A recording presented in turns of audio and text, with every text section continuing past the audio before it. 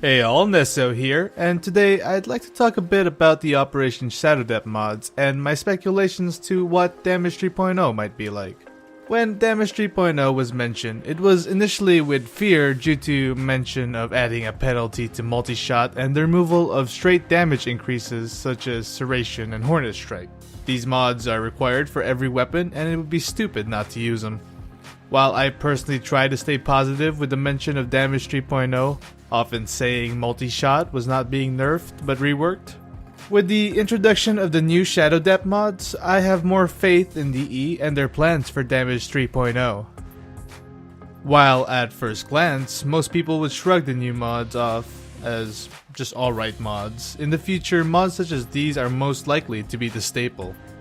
I will be linking a list of the currently available mods in the description below if you're unfamiliar with the new mods. I really like how mods such as Hydraulic Crosshairs and Argon Scope are mods that reward being accurate at aiming down your sights. The amount of critical chance these mods provide are great at boosting up weapons that are a bit lackluster and allows already good weapons such as the Dread a high chance at dealing red crits. Mods such as Bladed Rounds and Shrapnel Shot allow people who enjoy the same playstyle of accuracy to further increase their damage paired with the crit chance mods, giving those nice and tasty crit numbers. A player who may be more interested in run and gun playstyle also have received a few mods such as Repeater Clip and Pressurized Magazine, which allows them to increase their fire rate after reloading.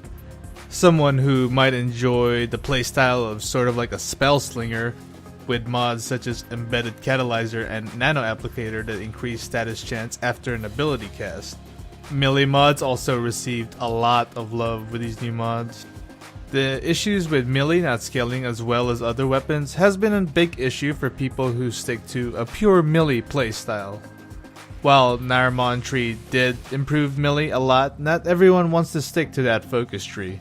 The new mods allow melee to be effective without it.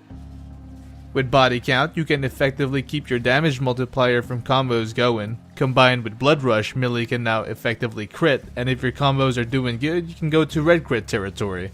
Weeping Wounds also allows most weapons to be effective with applying status effects. For people who don't like to bring out their melee weapon and use it primarily for quick attacks and slide attacks, Maiming Strike gives you a static 90% crit chance, allowing you to effectively do that quick burst of damage with slide attacks. At this moment, there isn't really much of a place for the new mods. Status is useful, but I find it isn't really worth going for due to the lack of damage when using these mods.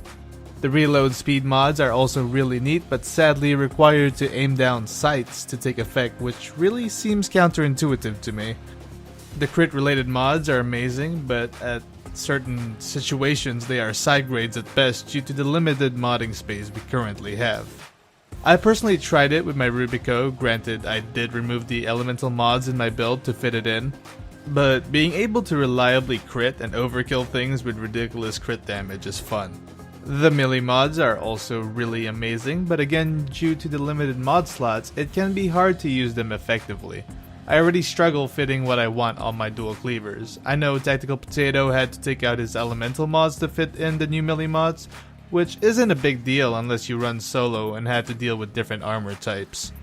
The main thing I feel that DE has achieved with these new mods is that they have given us some insight on what to look forward to when Damage 3.0 comes out. Melee mods now have stats that scale with the combo system, and a mod that increases the duration of combos. For people uninterested in pulling out their melee weapons over their guns, we have mods that increase the efficiency of hard-hitting moves that can be done outside of wielding melee, such as slide attacks, and perhaps in the future we'll have mods to improve slam attacks, making them more fluid. While at the moment there is a bug with Maiming Strikes where if you do not hold crouch when the slide attack hits, it does not gain the crit chance, it's a mod I still really love with my Orthos and Sidon because I primarily do quick melee or slide attacks with them. For guns, DE has shown us that they are thinking about different playstyles that we can mod for. From what they have shown us, they have a playstyle in mind for people who like to aim and get those headshots, while I find the reload mods requiring you to aim down sights to take effect to be rather dumb. This mechanic can be further improved on, perhaps in the future It'll add mods that grant a short bonus to crit after reloading or increasing their punch through after reloading. The most interesting playstyle to me that DE has shown is the one associated with the status mods.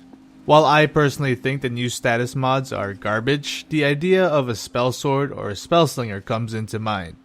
Perhaps playing Ember, you toss out a fireball, and after that cast your weapons are augmented. Maybe giving them crit chance, or your next 3 shots are greatly improved in damage. It's a playstyle I think I would personally enjoy. I would also like to see a playstyle for people like me who like to play the floor is lava. Similar to Arcane Arachne, the mods would give bonuses while wall latched or in the air aim gliding.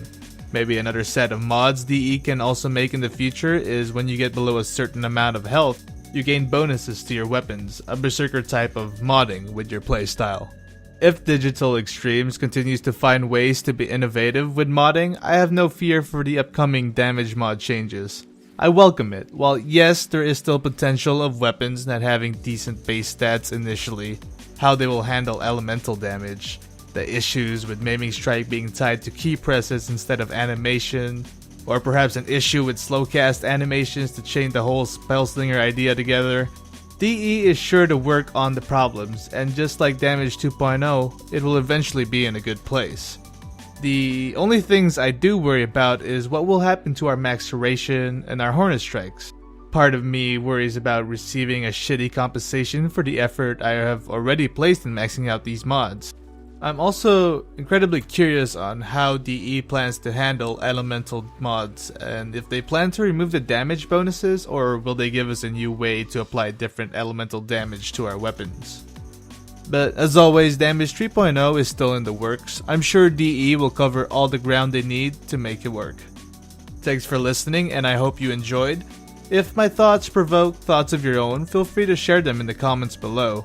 I am interested to hear what people think of the direction DE seems to be headed with Damage 3.0, and perhaps what other playstyles DE could implement in their game. Anyway, I'll see you in the next video, and I hope you have a good one. Yo.